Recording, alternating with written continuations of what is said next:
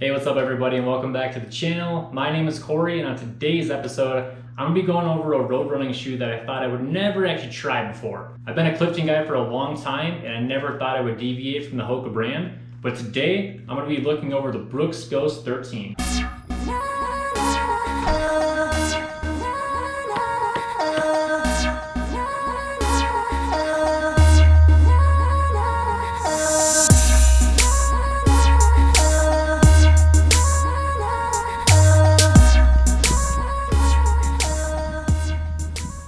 So before we get into the review, I just want to say thank you guys so much for subscribing to the channel. We just hit 100 subscribers this morning, and I can't tell you how happy that makes me feel. I'm hoping this channel can grow more and more in the future, along with travel and gear reviews, but at the same time, it's just fun to do, and thank you guys so much for following along. Alright, so getting into the review. This is the 13th rendition of the very popular neutral running shoe by Brooks. This is the men's size 9, and it weighs in at 9.7 ounces, and has a 12 millimeter drop from the heel to toe.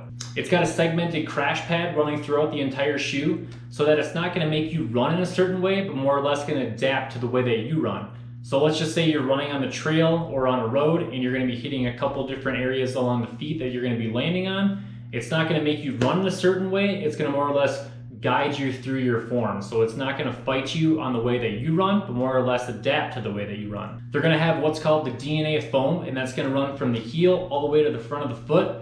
More of the DNA foam is going to be in the heel so that when you run in this shoe, you're going to find that you're going to have a lot of cushion, especially back in the heel. So when you're going through your stride, you're going to notice a lot of cushioning going from the heel to the toe, but not overly too much like a lot of maximal running shoes have. The upper mesh on this shoe is actually really well designed. It's not going to fray very easily, and you would think with that kind of a shoe design on the upper that it's not going to be that breathable. Today I was running in about 95-degree heat here out in Colorado, so it's that dry heat. And to be honest with you, I didn't really feel that much heat in my foot at all. And the majority of the time, I'm actually gonna be wearing a mid-cushion sock. So on a day like today, I actually thought that I'd be sweating pretty profusely in the shoe, but I didn't have no problem with it whatsoever because the breathability was just there. And another thing I really liked about the shoe that I haven't really experienced a lot in the last couple of years because I've been going so much with the Cliftons from Hoka is that the bottom rubber on the shoe is really gonna do a good job gripping. I mean, I have probably about as much grip in this shoe as some of my trail running shoes. The lacing design that Brooks did works really well for all kinds of runners.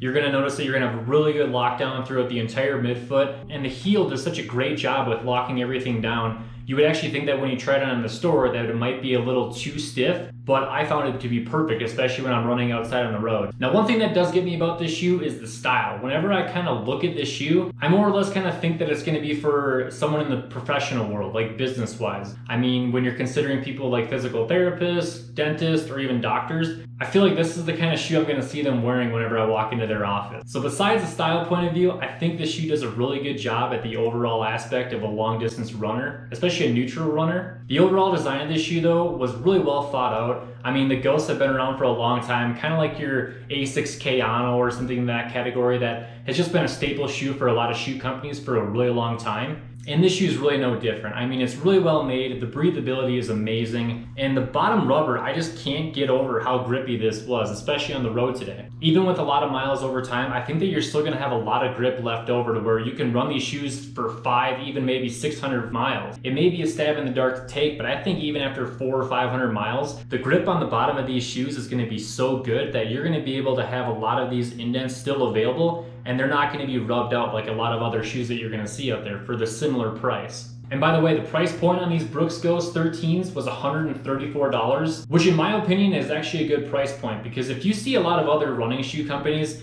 they kind of throw the $130 range around a lot, and I think that for the amount of quality that you're going to get in this shoe build, you're going to get a lot of shoe for the money, and you're going to run this shoe for a really long time, to the point that this everyday trainer isn't just for running. It can be for cross training, even if you're going to the gym for a workout, or I even think after a certain amount of miles, I'm going to be using this shoe probably just to be using at work or the office. So with that kind of getting out of the way, I kind of want to just tell you why I went with this shoe. So the Brooks Ghost have never really been on my radar. I've been more of a Hoka Clifton guy for the past 3 years. I think I've had every single rendition of the Clifton besides the 2 and now the 7, the latest edition. And one thing that I've noticed, especially when I'm running in my Cliftons for about the last half year, is that when I'm running, my stride is getting really short to the point where when I actually am going to land, I love to land on my midfoot, But lately, for some reason, I've been landing really short. So I've been like digging into the ground and just wasting a ton of energy for my next stride. So the other day when I was at Roadrunner Sports and I kind of gave the technician a couple things to work on, they immediately went to this shoe, which I never thought I would actually like the Ghost. Just, I don't know what it is about it, but I just never thought I would gravitate toward it.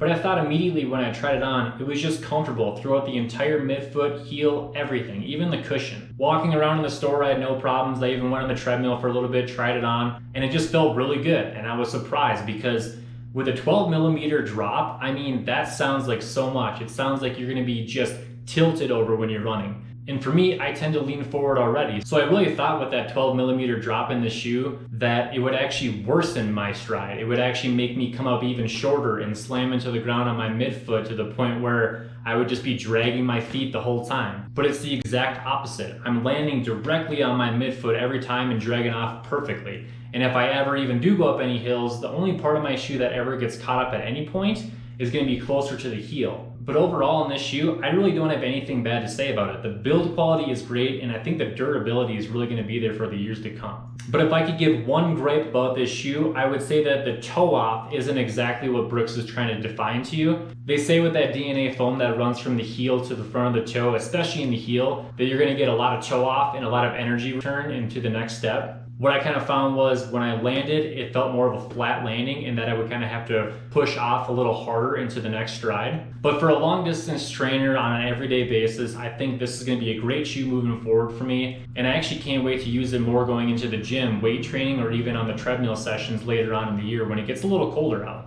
So if I could actually recommend this shoe to anybody, it would be the business professional on a day-to-day basis. If you're somebody that goes into an office, sits down for a long period of time at work, and then needs to go for a run on your lunch break, I think this is going to be a great shoe for you, especially when you can wear it to work, and then when you wear it on the trail or on the road, you got a lot of different options between going on a buffed out trail or a road that maybe have a little bit of snow when it comes winter. So if you're going to want to wear these shoes on your lunch break runs and then returning to go back to work, I think the upper of this shoe is really going to be your best friend. You're going to be able to go and put in a bunch of miles on your brakes, but then to come back to work and not have such a hot shoe that when you go back to work, you're going to be sweating all over the place. It's going to be a comfortable shoe, and I think you're going to be able to use it for many, many miles to come.